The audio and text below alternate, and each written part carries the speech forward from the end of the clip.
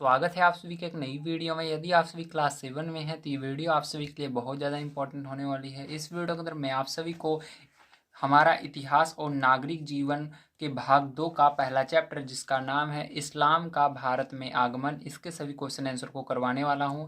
अगर आप सभी को इस पार्ट के क्वेश्चन आंसर को करने में समस्या आ रही है या कोई सा ऐसा क्वेश्चन है जो समझ में नहीं आ रहा है तो आपको इस वीडियो को बड़े ध्यान से देखना है। तो चलिए इसके अंदर जितने भी अभ्यास प्रश्न के क्वेश्चन हैं उन सबको हम कर लेते हैं। तो इसके अंदर मैं आपको दिखा देता हूँ इसके अंदर अभ्यास प्रश्न के कितने सारे क्वेश्चन दिए गए हैं। तो इसके अंदर देखिए टोटल आपके 3 क्वेश्चन दिए गए हैं। पहला नंबर है निम्नलिखित प्रश्नों के उत्तर दीजिए, ठीक है। तो इसके अंदर टोटल आपके 4 तक क्वेश्चन दिए गए हैं। तो चलिए इन सभी क्वेश्चनों को हम पहले हल करते हैं, उसके बाद जितने भी नीचे क्वेश्चन हैं उनको भी हम करेंगे, ठीक है।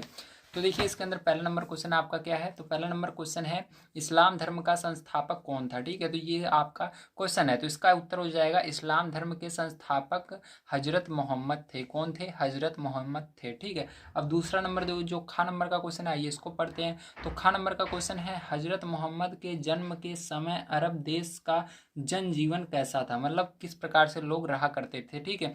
तो इसके अंदर आप लिख दीजिएगा, इसका उत्तर हो जाएगा हजरत मोहम्मद के जन्म के समय अरब में अनेक छोटे छोटे कबीले थे जो लगातार एक दूसरे से लड़ते रहते थे।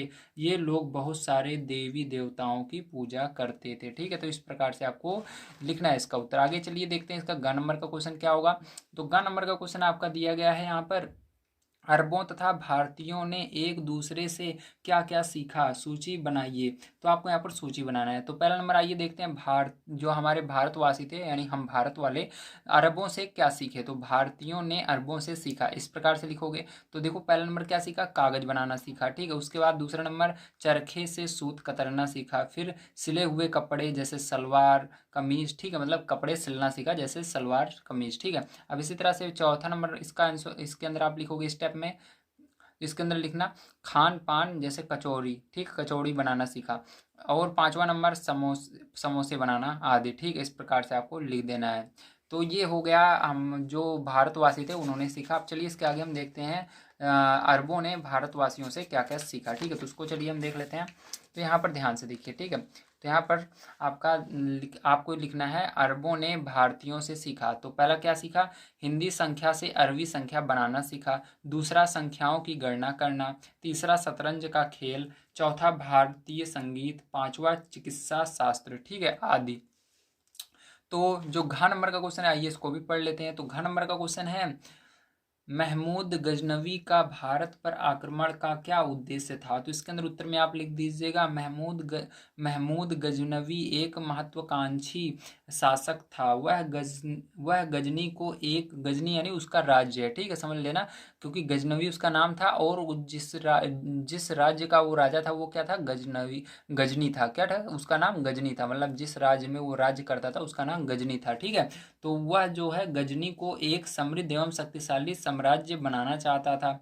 उसने धन एकत्र करने के लिए भारत पर 17 बार आक्रमण किया और सारा धन लूट कर गजनी ले गया, ठीक है। तो इतना आपका आंसर होगा। चलिए इसके आगे अब देखते हैं प्यारे बच्चों, ध्यान से आपको समझना है।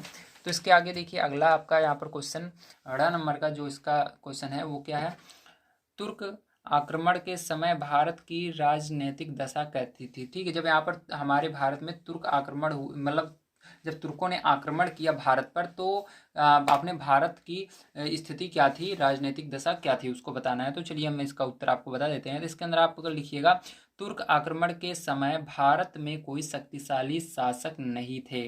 कई छोटे बड़े राजा और सामंत राज्य करते थे।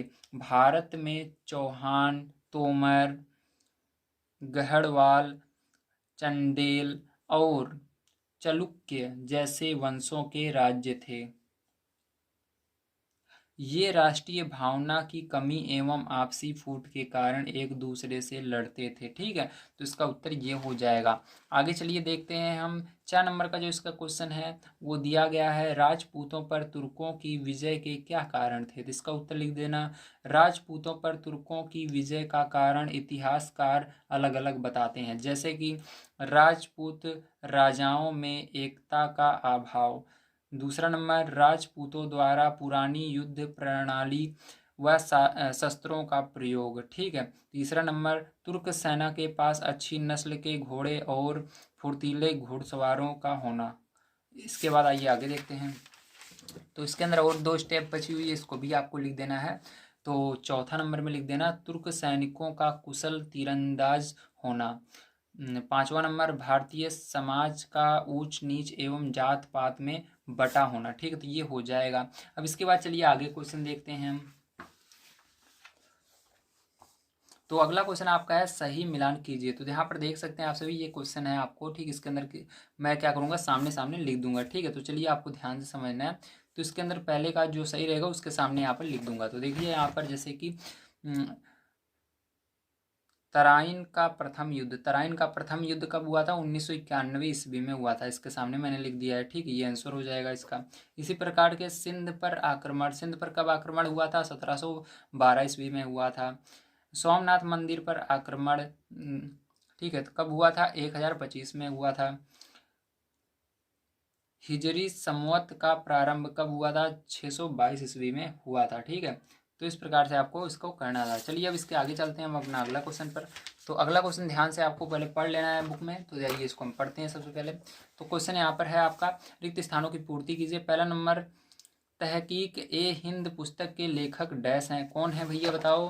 तो यहाँ पर अल-बिरूनी है। कौन है? अल-बिरूनी है। तो अल-बिरूनी आपको इसके अंदर भर लेना है। इसके बाद तराइन का युद्ध डैश और डैश के मध्य लड़ा गया। किस किस के बीच लड़ा गया? तो मोहम्मद गौरी और पृथ्वीराज चौहान के बीच लड़ा गया। तो यहाँ पर मोहम्मद गौरी और यहाँ पर पृथ्वीराज चौहान लिख देना।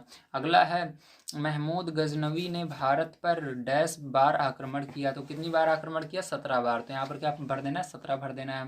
मोहम्मद गौरी को गुजरात में चालुक्य वंश के राजा डैश ने पराजित किया। किसने पराजित किया? तो आपको याद रखना है मूलराज वित्तीय ने पराजित किया। ठीक, तो इसके अंदर आपको मूलराज वित्तीय भर देना है। तो यहाँ पर देखिए प्रोजेक्ट कार्ड मैं आपको कंप्लीट करवा रहा हूँ, क्योंकि मैं जानता हूँ आप सभी को नहीं आ रहा है, इसलिए आप हमारे चैनल पर आए हैं।